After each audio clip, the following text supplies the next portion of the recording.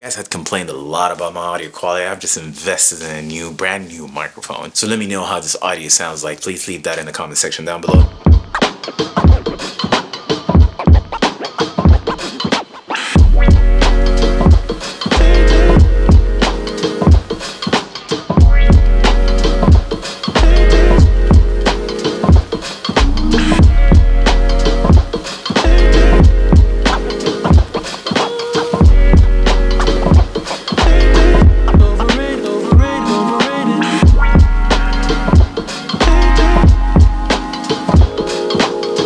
What is going on, guys? It is your boy Ritter from Watch Society. It's been a minute that I wanted to do this video, right? So this is the Black Bay chronograph from Tudor. This is the latest release, and that's in the pink dot. Beautiful watch, same exact previous Black Bay chronograph we know, except this comes in a 5-link Jubilee. It's got the T-Fit class system that we absolutely love, and now it comes with a pink dial. And yeah, that's about it. That's all the change that is there. It's the same exact watch, the size, the case, the thickness, everything is exactly the same. This one feels better on the wrist because it's on a 5-link Jubilee, right? So it feels like it hugs your wrist a little bit better. The tapering as well, so it kind of ends like that. It's quite cool. And it's either you love this watch or you hate it, right? So all these guys that are deep into Patek AP are like, no, how dare we put a Tudor on, regardless of its dye color. But deep down, I think there is one cent to say Tudor had actually given us something playful, fun, that kind of keeps the hobby a little bit warm, right? Little changes, big difference, big impact for how you feel about this watch to begin with. I was one of the very early people to actually get hands-on with it. I was offered one as well. I couldn't speak about it back then, so I had to wait. And seeing these videos come online, I'm like, man, I would have put my content out, right? I would have talked about this watch, but I just wanted to kind of give everyone a breather, let it sink in. You know, with Tudor, they release something, everyone talks about it, and then a month later, it kind of like goes down and nobody wants it, right? This was the case for my 54 that I absolutely loved, and now I've added this chronograph. I absolutely love this watch. It has nothing to do with the fact I'm wearing a pink shirt. Let me try to match, you know, coordinate it, stay coordinated.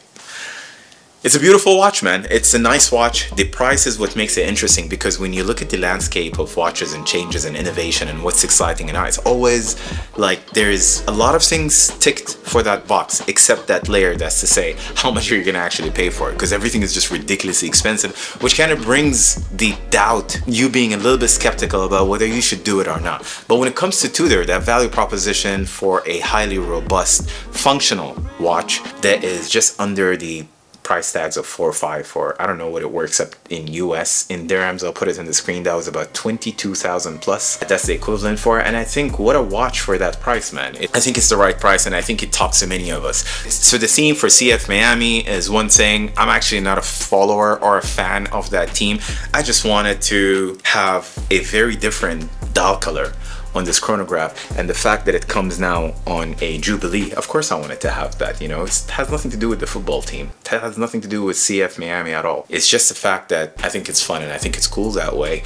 And I've already taken it a couple of trips, and people stopped me around like, is that the new Tudor? Is that the new? I'm like, yeah. And I didn't realize how much hype is there for this watch, right? I hope this is the watch that is going to kind of revive Tudor from a longevity demand perspective. Usually with their watches, they come out of the gate hot, everybody wants them, and then a month, 2 months later, they just go down, right? And that's okay, right? If you want to buy this watch and genuinely interested in getting it, and that's all what you want, that's absolutely fine. That's all of us, right? But then for those who are just looking to get it, to flip it, etc., to make that quick buck in the middle, making it very, very difficult for the rest of us, I don't know. That's your call if you want to do it that way. I'm just happy that I got it, right? And I had it for a minute. I actually had it early on, very early on, very close to the release. And I never spoke about it, never want to talk about it. I was like, you know what? I see the internet, all the videos on YouTube, etc. I could have done one. I just decided to wait a little bit. And I've been busy too, right? So for a lot of you guys that don't know, I actually don't fund my watches through YouTube. YouTube, unfortunately, does not pay me that much. But I do have my own engineering practice where I take in implementation projects and we respond back. And that's been eating up a lot of my time. And it is the vehicle that is getting me to buy these watches as well. I think your well-being, your financial well-being is always important. So as you guys might know, if you're following me on Instagram, there was a health chapter. I'm working out every day. Drastic difference between Rita today and Rita last year this time around. So those are two things, and the watches, right? So this Tudor came about early on, shortly after the release actually. I wanted to talk about it, but then I said, let me just wait, right? I didn't want to kind of inject into the community, you know, anything that's to do with, hey, you know, I got the watch first, you got the watch first. I just wanted to wait for a little bit. And also the fact that I was very busy, as I said. I've just got back yesterday, and I said, you know what, why don't I put one out for this very beautiful watch? I think it's an awesome value proposition. I think it's playful with that pink. I think maybe this is the beginning of many others to come. Like, I actually see if Tudor were to release a new dial color every now and then for these black bays, chronographs in specific, in this configuration with the 5-link Jubilee, I think this is going to be always a hit, man. It's always going to speak to a very, very, very big community of watch lovers. That's what I think. And the price point is also very interesting. But do let me know in the comment section down below, how do you feel about this watch? Because there's a lot of people that, you know, are not up for it because of the dial color in specific. Others just can't associate with Tudor being perceived in some way or another as the entry point to Rolex watches, and they're just up there with AP and Patek, and that's, in my opinion, the wrong way to look at it. Like, you can't compare watches that way. I think brand for brand, obviously, you know, what speaks to you most, so it doesn't really have to be classified or categorized based on how much you would spend for one of their watches, right? So that's one side of it. The other side of it is that, you know, this is an awesome watch, and just like a lot of people that agree with the idea that this is a very fun, playful watch, I'm also there, right? So I've taken this watch with me on several trips. I went hiking with this watch, I went swimming with this watch. What did I do? I did a lot of things with this watch. I've been to 4 or 5 countries just this past month with this watch on, and I absolutely love it.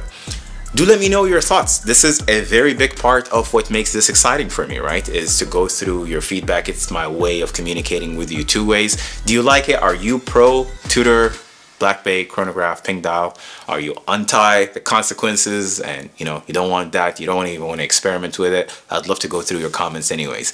Until I catch you guys on the next one, don't forget to subscribe, hit that like button, and take care. Peace.